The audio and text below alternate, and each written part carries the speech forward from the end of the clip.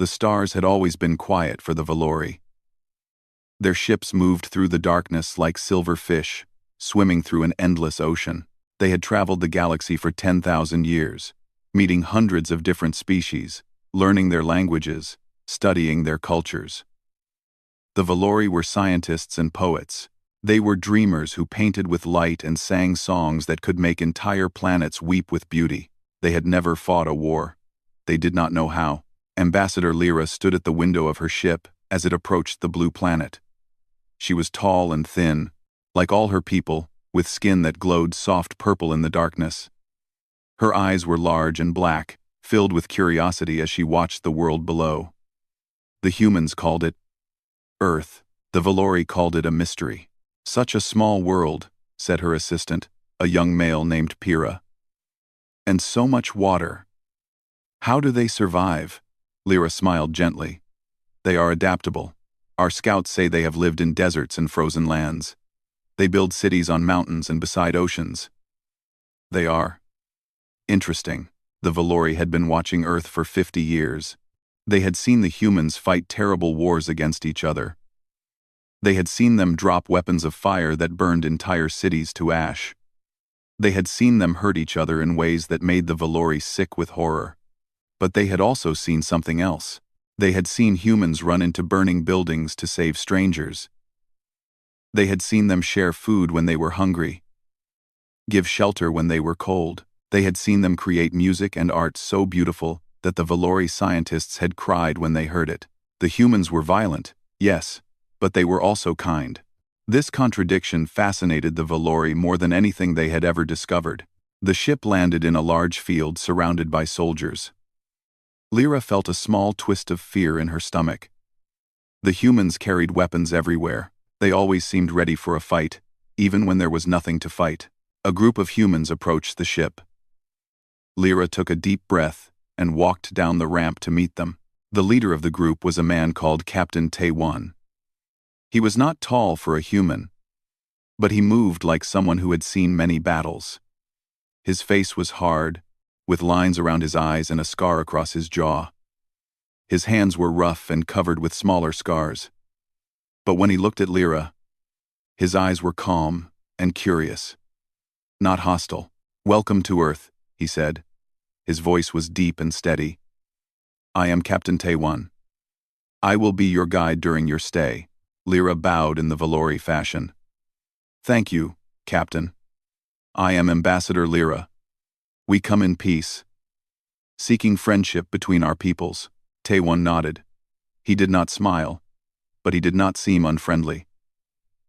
"We have prepared a place for you to stay. There are many people who want to meet you." Over the following weeks, Lyra learned much about humanity. She met Dr. Yuna, a scientist who studied alien life. Yuna was small and gentle, with warm eyes and a quick laugh. She asked Lyra thousands of questions about Valori biology, culture, and history. In return, she taught Lyra about humans. "We are not as scary as we look," Yuna said one evening, as they walked through a garden. "I know our history is violent, but we are trying to be better." Lyra looked at the flowers around them. Humans grew plants just for their beauty. They made gardens and parks where people could sit and think and feel peace. It was such a gentle thing for a violent species to do. "I do not understand you," Lyra admitted. "You have weapons that could destroy your own world. You have fought wars that killed millions of your own people. And yet, you also have this." She gestured at the garden, at the children playing in the distance, at the old couple sitting on a bench holding hands. Yuna was quiet for a moment. "We are both," she said finally. "We are capable of terrible things. But we are also capable of beautiful things. Maybe that is what makes us human." Lyra sent her reports back to the Valori High Council. She described the humans in detail. Their strange bodies, so heavy and solid, their loud voices and quick emotions, their love of competition and conflict, even in games and sport. The council read her reports with interest, but not with concern. "They are primitive," the High Elder said. "Dangerous to themselves, perhaps, but not to us. They have barely reached their own moon. Their weapons cannot hurt us in space. Classify them as Level 2. Non-threatening. Lyra was not sure she agreed. Something about the humans made her uneasy. Not because they were violent, but because they chose when to be violent. She had watched Captain Tae-won train his soldiers. She had seen the way they moved, the focus in their eyes, the perfect coordination of their bodies. They were not wild animals. They were controlled, disciplined. They were warriors who had learned to hide their claws. One night, she asked Tae-won about this. "Captain," she said, "why do your people smile so much when you have so many weapons? Why do you shake hands when those same hands can kill?" Tae-won was quiet for a long time. They were standing on a hill, watching the sunset paint the sky in colors of orange and pink. "Because we learned," he said at last. "Long ago, we were just animals. We fought for food, for territory, for survival. But then we learned that working together was better than fighting alone. We learned that kindness could be stronger than cruelty. We learned to control our violence, to use it only when necessary." He looked at her with his tired, scarred face. "We are not peaceful, Ambassador. We are dangerous. But we choose not to be dangerous to those who do not threaten us." Lyra thought about his words for many days afterward. She thought about them when she said goodbye to Earth and returned to her own people. She thought about them when she filed her final report, agreeing with the Council's classification, Level 2, non-threatening. She thought about how wrong that might be. But by then, it was too late. The Keth were coming. And the Valori had no idea how much they would need the monsters of Earth. The Keth had ruled the outer systems for 3,000 years. They were conquerors. They were killers. They were everything the Valori were not. Where the Valori were thin and delicate, the Keth were massive. They stood nearly 3 meters tall, with thick gray skin like stone, and 4 arms that ended in natural blades. Their faces were flat and expressionless, with small red eyes that showed no mercy, no kindness, no emotion at all. They did not create art or music. They did not build gardens or write poetry. They only knew one thing: conquest. Warlord Vorn sat on his throne of black metal and watched the stars burn. His fleet had just destroyed another colony, another world that had refused to surrender.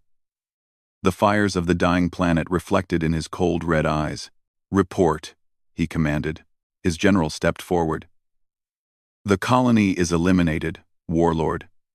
12 million dead. Their resources are being collected as we speak." Vorn nodded. It was nothing to him. 12 million lives were meaningless. Only power mattered. Only strength. "What news from our scouts?" The general hesitated. This was unusual. Keth generals did not hesitate. "There is interesting news.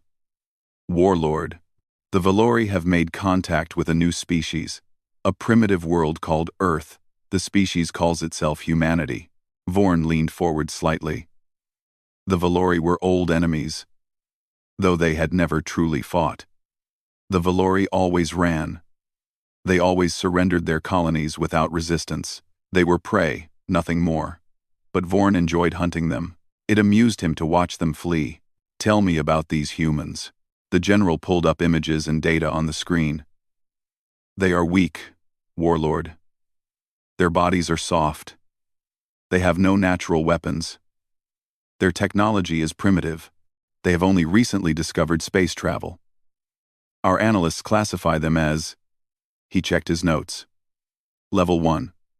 Harmless. Harmless. Harmless." Vorn studied the images.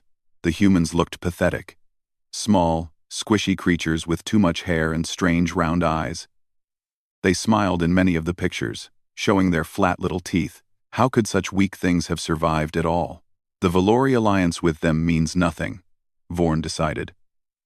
But it gives us an excuse. We will attack the Valori homeworld. We will finally finish them. The general bowed. "Yes, Warlord. I will prepare the fleet." Far across the galaxy, on Valora Prime, Ambassador Lyra received the news with cold horror. The Keth were coming. The largest fleet anyone had ever seen was moving toward their world. In 3 weeks, they would arrive. In 3 weeks, the Valori would be destroyed. The High Council met in emergency session. There was panic in their voices, fear in their glowing eyes. Some wanted to flee, to abandon their homeworld and scatter across the stars. Others wanted to try negotiation, to offer the Keith whatever they wanted. But everyone knew the truth. The Keth did not negotiate. The Keth did not accept surrender. The Keth only killed. "We must call for help," Lyra said, her voice shaking. "We must contact every species we know. Someone will help us. Someone must help us." The High Elder shook his head sadly. "No one will come, child. Everyone fears the Keth. No one will risk their own destruction for us." "Then we contact Earth," Lyra insisted. "The humans. They have weapons. They know how to fight." There was murmuring among the council. The humans? Those primitive creatures? What could they possibly do against the Keth? But there were no other options. The message was sent. On Earth, the message arrived at midnight. Admiral Seok Jin was woken from sleep by urgent calls from his staff. He was an old man now, with gray hair and a face lined with decades of service. He had fought in wars. He had seen friends die. He had hoped to never fight again. But when he read the Valori message, something stirred in his chest. Something hot and angry. He called an emergency meeting of the United Earth Council. Representatives from every nation gathered within hours. They watched the Valori transmission together. They saw the fear in Ambassador Lyra's eyes. They heard the desperation in her voice. "We know we are asking much," Lyra said in the recording. "We know you barely know us. But the Keth will not stop with us. They will continue conquering. Eventually, they will come for you too. Please, if there is any mercy in your hearts, help us." The council debated for hours. Some argued that Earth should stay out of the conflict. The Keth were too powerful. Earth's fleet was small and untested. It would be suicide to intervene. Others disagreed. "If we do nothing," said Lieutenant Hanna, a young officer who had worked closely with the Valori delegation, "we prove that humanity is exactly what the galaxy thinks we are. Violent animals who only care about ourselves. We have a chance to show the universe who we really are." Admiral Seok-jin listened to both sides. He understood the fear. He felt it himself. But he also remembered something his father had told him long ago. During the dark days of the Korean Unification War, "There will come a time," his father had said, "when doing the right thing will seem impossible. When fear will tell you to stay silent, to look away, to protect yourself. In that moment, you must choose. You can live as a coward, safe and alone, or you can die as a hero, knowing you tried to save others." Seok-jin stood up. The room fell silent. "The Valori came to us in peace," he said slowly. "They trusted us. They believed we were more than our violence, more than our wars. They believed we had goodness in us." He looked around the room at all the faces watching him. "I say we prove them right." The vote was close. Too close. In the end, the council decided to send only observers, not soldiers. Earth would watch, but not fight. It was the safe choice, the smart choice. Lieutenant Hanna left the meeting with tears of frustration in her eyes. She had failed. The Valori would die, and Earth would do nothing. But she did not know what was happening outside the halls of government. She did not know that the Valori message had been leaked to the public. She did not know that billions of humans were watching that message right now, seeing the fear in Lyra's eyes, hearing the plea for mercy, and she did not know that the monsters of Earth were about to wake up. The sky above Valora Prime had always been beautiful. During the day, 3 suns painted the clouds in shades of gold and rose. At night, the aurora danced in ribbons of green and purple, and the Valori children would lay in the grass and watch, making wishes on shooting stars. Now the sky was on fire. The Keth fleet arrived exactly when they said they would. 2,000 warships, each one massive and dark, like iron mountains floating in space.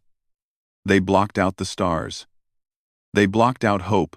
Ambassador Lyra stood in the central plaza of the capital city and watched the first bombs fall. They struck the outer districts with terrible force, turning buildings into dust and dust into flame.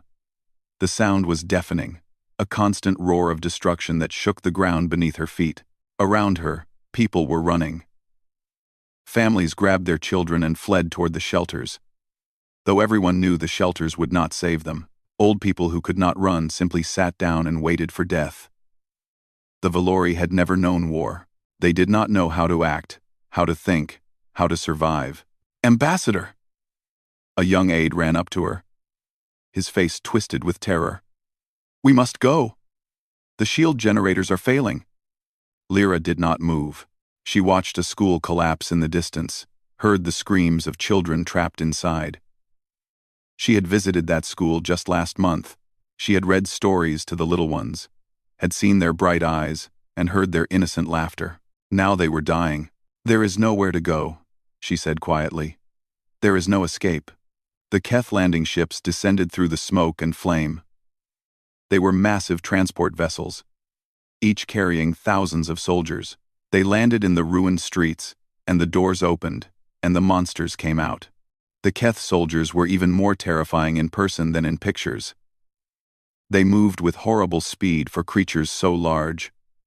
Their blade arms cut through everything: walls, vehicles, people. They did not speak. They did not threaten. They simply killed. Lyra watched a Keth soldier grab a fleeing woman and tear her apart with casual ease. The purple blood splashed across the broken street.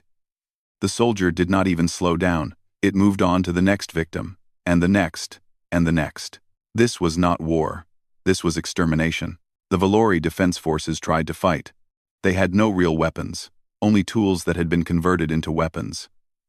Cutting lasers meant for construction. Sonic devices meant for communication. Against the Keth armor, these tools were useless. The defenders died, screaming, their bodies broken by blades that cut through everything. In the first hour, 3 million Valori died. In the second hour, the number doubled. By nightfall, half the planet was burning. Lyra had retreated to the emergency bunker beneath the High Council building. The room was crowded with survivors, politicians, scientists, children who had lost their parents. Everyone was crying. Everyone was terrified. The air smelled of smoke and fear. The High Elder sat in the corner, his ancient face empty of expression. He had lived for 800 years. He had seen the Valori civilization reach heights of art and science that most species could only dream of, and now he was watching it die. "It is over," he said to no one in particular. "We are over." Lyra refused to accept this. She pushed her way to the communication console, her hands shaking as she activated it. If they were going to die, she would not die in silence. She would cry out into the darkness. She would beg. She would plead. Maybe someone would hear. Maybe someone would care. She activated the emergency beacon, the signal that would be sent to every species the Valori had ever contacted. Her face appeared on screens across the galaxy. A broken woman with tears streaming down her glowing cheeks. The sounds of death and destruction behind her. "This is Ambassador Lyra of Valora Prime," she said, her voice cracking. "We are being destroyed. The Keth have come. They are killing everyone. Our children, our old ones, everyone." She choked on a sob, but forced herself to continue. "We have no weapons. We cannot fight. We can only die." She looked directly into the camera, directly into the eyes of anyone watching. "Please," she whispered. "If anyone can hear me, we are not warriors. We are poets and dreamers. We never hurt anyone. We only wanted to learn and create and love." Tears fell freely now. "We beg for mercy. We beg for help. We beg for someone, anyone, to save us. Please, please." A massive explosion shook the bunker. Dust fell from the ceiling. The lights flickered. In the distance, they could hear the screams getting closer. "Please," Lyra repeated, her voice barely a whisper now. "We do not want to die. Our children do not deserve this. Someone, anyone, please help us." She stayed at the console, repeating her message over and over, until her voice was gone. Then, she sat in silence, holding the hand of a small child who had wandered over to her. The child's parents were dead. The child did not understand what was happening. She just wanted someone to hold her. Lyra held her and waited for death. Above them, the Keth continued their work. Methodical, efficient. They moved through the cities like a spreading disease, leaving only corpses behind. Warlord Vorn watched from his command ship with cold satisfaction. Another species eliminated. Another world conquered. It was good. But on a small blue planet far away, something was happening. Something the Keth had not expected. Something no one had expected. The message had arrived. The plea for mercy had been heard, and the monsters of Earth were very, very angry. The video played on every screen on Earth. In homes and offices, in restaurants and hospitals, in the streets and in the subways, billions of humans watched a woman they did not know cry for help while her world burned around her.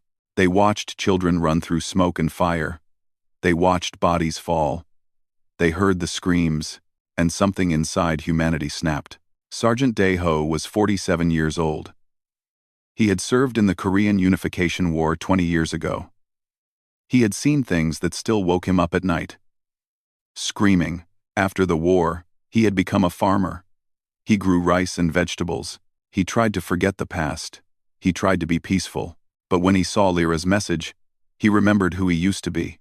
He drove to his old military base before sunrise. The guards knew him. He had trained most of them. They let him in without questions. He walked straight to the armory. "I need my rifle," he said. The quartermaster looked at him with surprise. "Sergeant, you retired 10 years ago. The Valori need soldiers." Dae-ho's voice was calm but hard. "I am a soldier. Give me my rifle." By the time the sun rose, 300 other veterans had arrived at the same base. Word had spread. The old warriors were waking up. In Seoul, engineer Soo-min had not slept in 2 days. She worked at a spacecraft manufacturing company, building commercial transport ships. When she saw the Valori message, she immediately saw a problem. Earth had almost no warships. How could they fight without weapons? She called her team together and explained her plan. They would take civilian ships and modify them, add weapons, strengthen armor, turn peaceful vessels into tools of war. "This is illegal," said one of her colleagues. "The government will shut us down." Soo-min looked at him with fire in her eyes. "Then they can arrest me after we save those people." She worked without stopping, drinking coffee by the liter, her hands moving across keyboards and control panels until they ached. Other engineers heard about what she was doing. They came to help. Soon there were hundreds of them, working in factories across the country, turning cargo ships into warships. In universities around the world, Dr. Hyun was organizing something even bigger. He was a professor of military history, a quiet man who preferred books to people, but he understood war better than almost anyone alive. And he understood that wars were not won by weapons alone. They were won by coordination, by strategy, by millions of people working together toward a single goal. He created a network. Using the internet, he connected volunteers from every continent. Retired soldiers who wanted to fight. Doctors who wanted to heal the wounded. Pilots who wanted to fly. Ordinary people who wanted to help in any way they could. Within 48 hours, he had organized the largest volunteer army in human history. The governments of Earth watched all this with shock and confusion. The United Earth Council had decided not to fight. They had voted for neutrality. But the people had not listened. The people were preparing for war without permission. Admiral Sok-jin received an urgent call from the council president. "You must stop this madness," the president said. "We cannot fight the Keth. Our fleet is too small. We will be destroyed." Seok-jin looked out his window. In the distance, He could see ships rising into the sky. Civilian ships, transport vessels, mining craft, all heading for orbit, all preparing to fight. With respect, sir, Seokjin said slowly, I do not think I can stop this. I do not think anyone can. The president was silent for a long moment. Then what do you suggest? Seokjin thought of his father's words. He thought of the choice between safety and courage. He thought of the Valori children dying, while the galaxy watched and did nothing. I suggest, he said, that we lead them. If our people are going to fight, they should not fight alone. They should not fight without strategy. They should have a real commander, a real fleet, a real chance. Another long silence. Then, finally, the president spoke. Take command, Admiral, and may whatever gods there are have mercy on us all. 3 days later, the fleet was ready. It was not beautiful. It was not impressive. It was a collection of broken-down cargo ships, hastily modified transports, and civilian vessels held together with hope and determination. The crew were farmers and teachers and factory workers. Most had never been in space before. Many had never held a weapon, but there were a lot of them. More than anyone had expected. 10,000 ships, 2 million people, all volunteers, all ready to die for strangers they had never met. Admiral Seokjin stood on the bridge of the flagship Yeongung, the only proper military vessel in the entire fleet.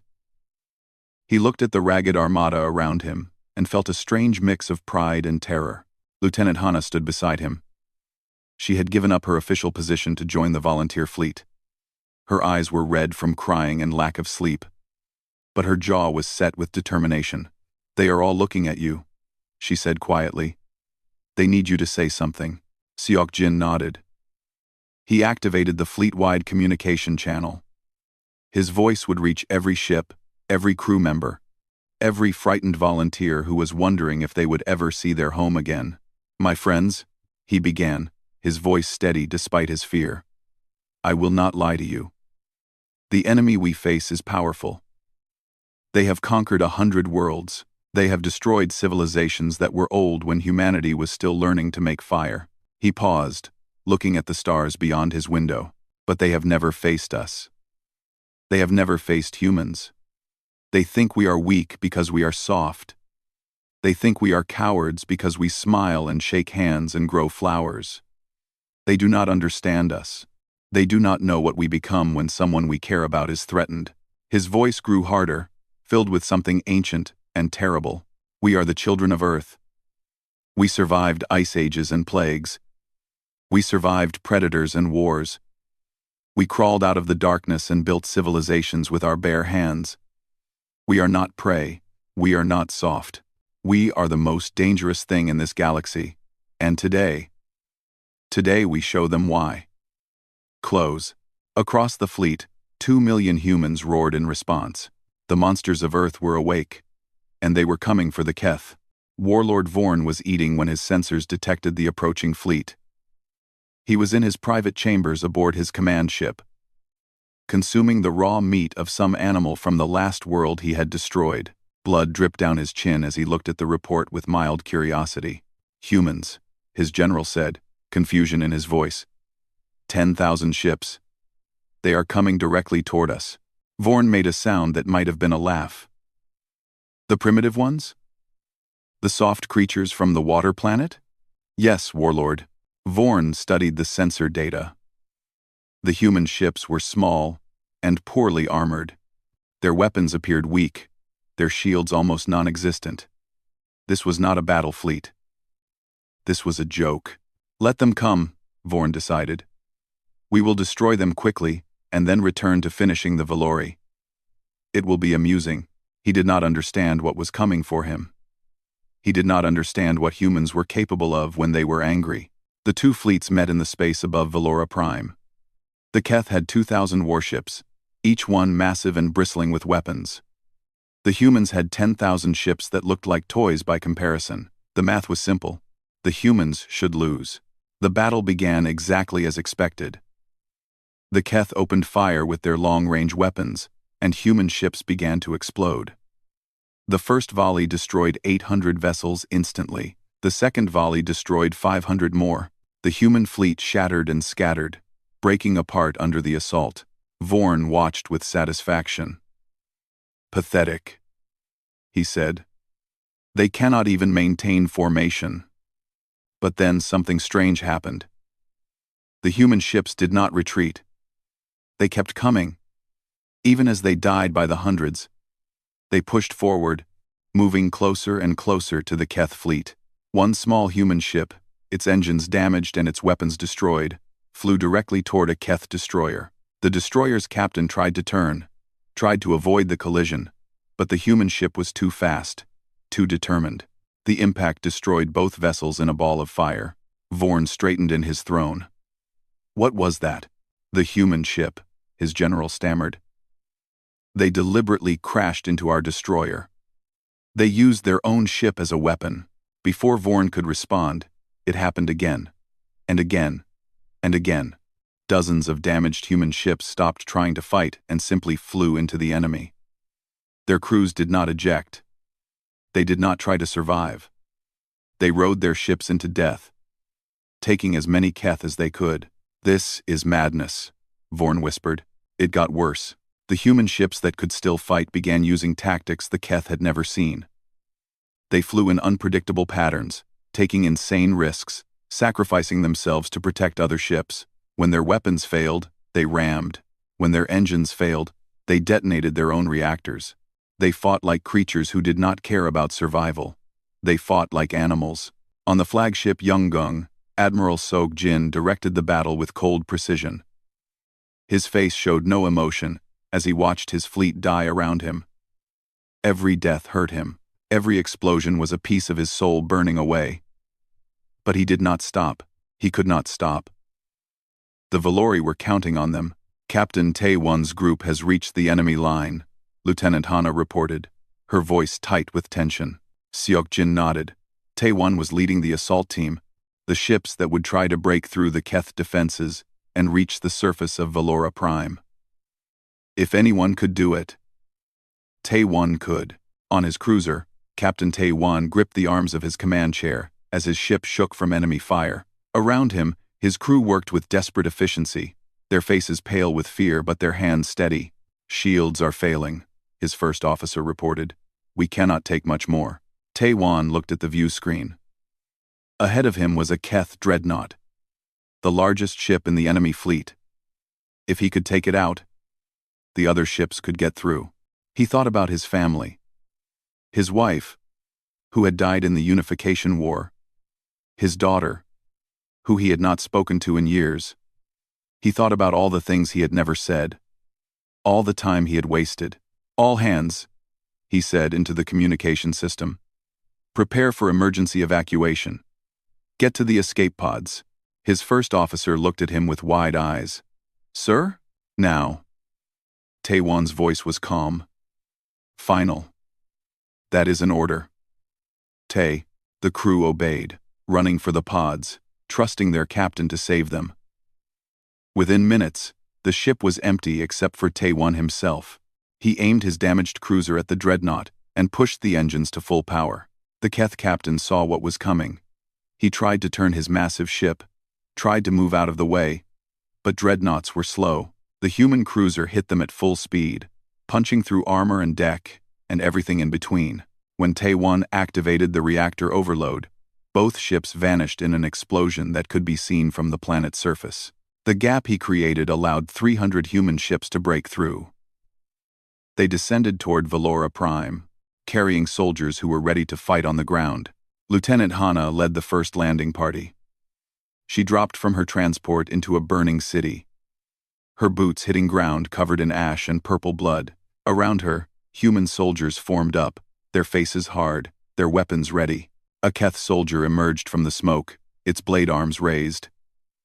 It towered over the humans, twice their size, covered in armor that looked impenetrable. Hana did not hesitate. She raised her rifle and fired, again and again, aiming for the joints in the armor where it was weakest. The Keth fell with a sound like a mountain collapsing. "Move forward," she shouted. "We need to find survivors." The humans pushed into the ruined city, fighting for every meter. The Keth were stronger, tougher, bigger. But the humans kept coming. When their guns were empty, they used knives. When their knives broke, they used their fists. They fought with a fury that the Keth had never seen, a madness that could not be explained. In orbit, the battle raged on. The Keth were still winning by the numbers. They destroyed human ships by the hundred. But for every ship they destroyed, they lost one of their own. The humans would not stop. They would not retreat. They fought like death itself meant nothing to them, and slowly, terribly, the Keth began to realize the truth. They were not fighting a primitive species. They were fighting monsters. The battle had been raging for 18 hours. Warlord Vorn had stopped eating. He had stopped speaking.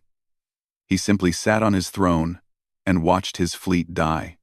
Nothing made sense anymore. The humans should have retreated after the first volley. Any rational species would have. They had lost thousands of ships, tens of thousands of soldiers. Their fleet was bleeding, broken, nearly destroyed, but they kept coming. Vorn had conquered 57 species. He had fought warriors and cowards, geniuses and fools. He thought he understood war. He thought he understood what drove creatures to fight and what made them stop. He did not understand humans. "Bring me everything," he commanded his science officer. "Every piece of data we have on Earth. Every report. Every image. I want to know what these things are." Reeling, the science officer worked quickly, pulling files from the database, projecting them onto the screens around Vorn's throne.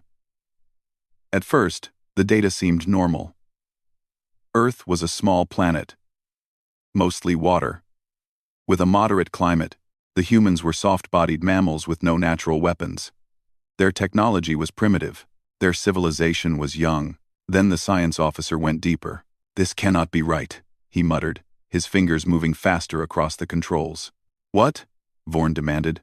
"Their planet, Warlord.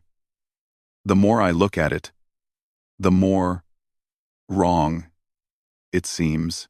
Vorn looked at the data himself. At first, he did not see what had disturbed his officer, but then the details began to add up. Earth had parasites that lived inside human bodies and ate them from within. It had diseases that could kill millions in weeks. It had predators with teeth and claws that hunted humans as food. It had plants that were poisonous, insects that caused agony with a single sting, weather that could destroy entire cities in hours. The gravity.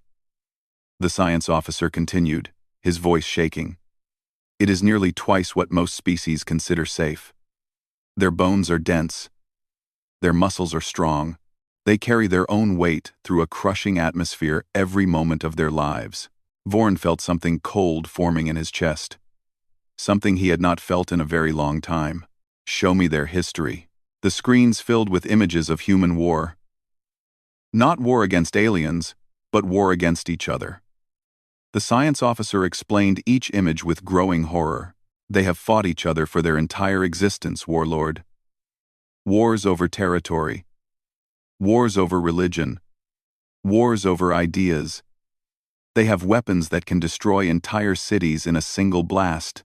They have used these weapons against their own kind." The images showed burning cities, mass graves, weapons of fire and poison and disease. The Keth were conquerors, but they conquered for resources and territory. The humans seemed to kill each other for reasons that made no logical sense. "And yet they survived," Vorn said slowly. "Yes, Warlord. They survived ice ages that froze their planet. They survived diseases that killed most of their population. They survived wars that should have destroyed them completely. They adapt. They refuse to die." The science officer pulled up one final piece of data, biological information about human bodies. "This is the most disturbing part," he said quietly. "When humans are in danger, their bodies release chemicals that change them. Their hearts beat faster. Their muscles become stronger. Their minds focus with terrible clarity. They call this response adrenaline. It allows them to continue fighting even when they are badly injured. even when they should be dead. Vorn stared at the data. They can keep fighting while they are dying? Yes, Warlord. Their bodies suppress pain, increase strength, sharpen focus. A mortally wounded human can fight for minutes, sometimes hours, before their body finally fails. They are not prey, Warlord. They are apex predators. Their planet is a death world, and they are the thing that survived it. On the surface of Valora Prime, Sergeant Deho proved every word of that analysis true. He had been fighting for 12 hours straight. A Keith blade had broken his left leg in the first hour. Another had cracked 3 of his ribs in the 5th. A piece of shrapnel from an explosion had buried itself in his shoulder, and he had lost so much blood that his vision was starting to blur. But he was still standing. He was still fighting. The Keth soldier in front of him was 3 times his size. It had killed 6 humans already, and now it looked at Deho with what might have been contempt. This small, broken thing was going to fight it? This bleeding creature could barely stand. Deho raised his rifle with his one good arm. His hands were shaking. His breath came in ragged gasps. His body screamed at him to stop, to rest, to give up. He did not listen. The Keth charged with its blade arms extended. Deho fired, but his shots went wide, his aim ruined by pain and exhaustion.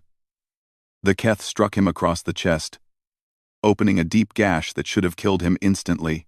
Deho fell. The Keth stood over him, preparing the final blow. But Deho was not done.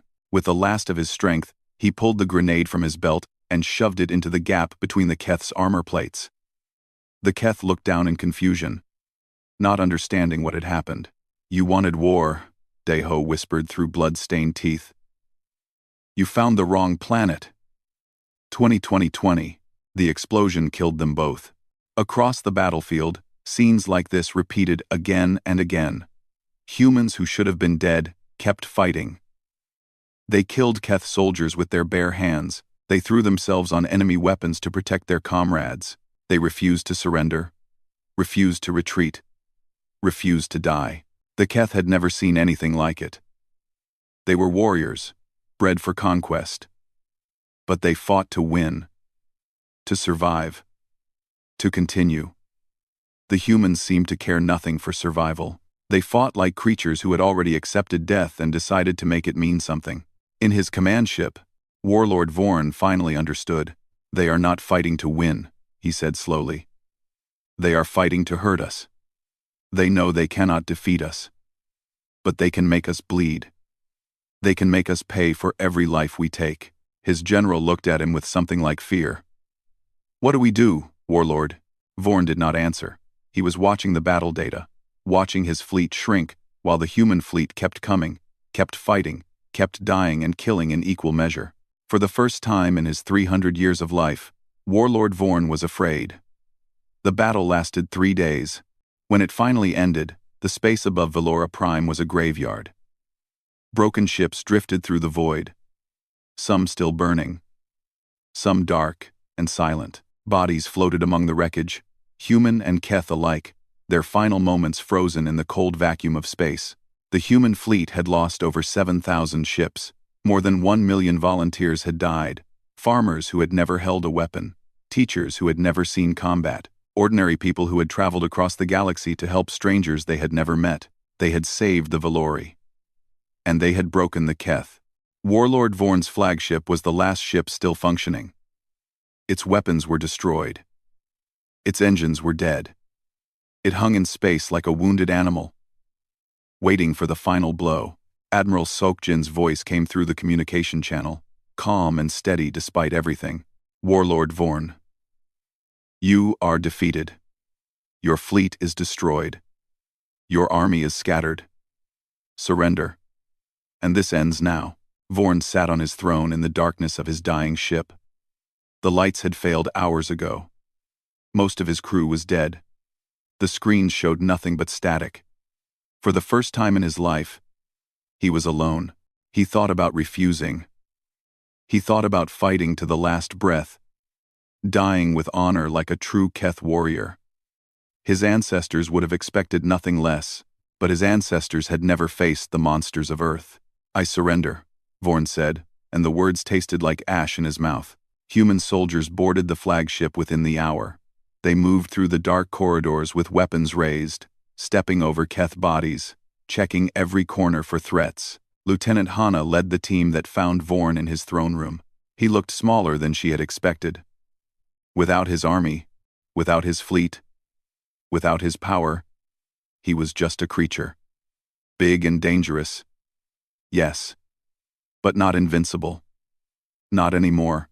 Vorn rose from his throne and knelt before the humans. In Keth culture, this was the deepest shame. A warlord kneeling before an enemy. His ancestors were screaming in whatever afterlife the Keth believed in. Kill me, Vorn said. That is the way of war. The defeated die. It has always been so. Hanna looked at him for a long moment. She thought about all the Valori who had died because of him. All the humans who had sacrificed themselves to stop him. She thought about Captain Taewon, flying his ship into the dreadnought, giving his life to create a path for others. She thought about Sergeant Daeho, fighting with broken bones and torn flesh until his last breath. She wanted to kill Vorn. Every part of her wanted to raise her weapon and end him, but that was not why they had come. No, she said finally. That is your way, not ours. Admiral Seokjin arrived on the surface of Valora Prime the next day. The capital city was in ruins, but survivors were emerging from the shelters and bunkers where they had hidden.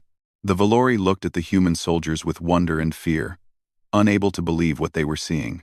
The monsters had come, and they had been saved. Seokjin found Ambassador Lyra in the emergency bunker, where she had sent her message.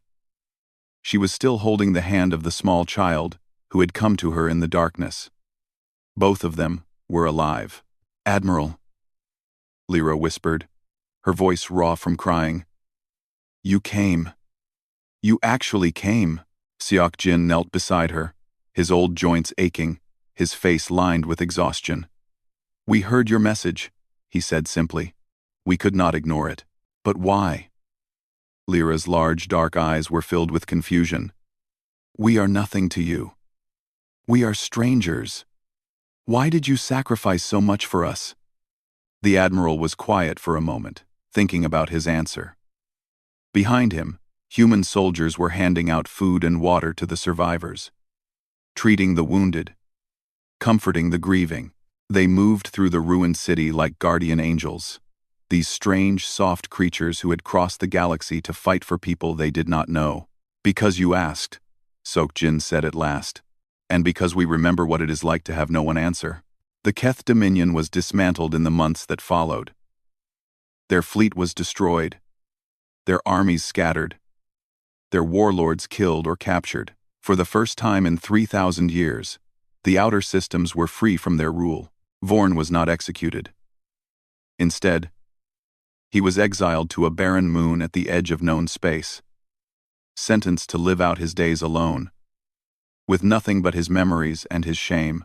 Some humans thought this was too merciful. Others thought it was the cruelest punishment of all. Word of what happened at Valora Prime spread across the galaxy. Species who had hidden from the Keth for generations emerged from the shadows. They came to Earth, these strange and varied creatures, to see the monsters who had destroyed an empire to save strangers. What they found confused them. The humans were not what they expected. They laughed and argued and cried.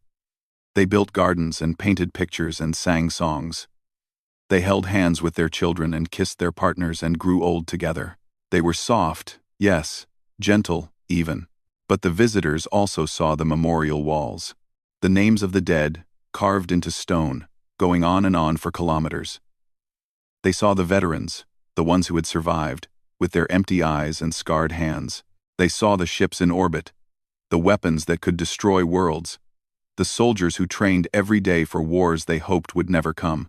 The humans were capable of terrible violence, but they chose not to use it. They chose kindness. They chose mercy. That choice, more than anything else, terrified the galaxy. Dr. Yuna continued her work at the Xenobiology Institute, treating wounded Valori, teaching human doctors how to heal alien bodies. One evening, Ambassador Lyra came to visit her. I still do not understand, Lyra admitted. watching Yuna bandage a young soldier's arm. You are monsters. You have always been monsters. How can monsters be so kind? Yuna smiled sadly. We are not monsters because we are violent, she said. We are monsters because we have a choice. We can destroy, or we can protect. We can hate, or we can love.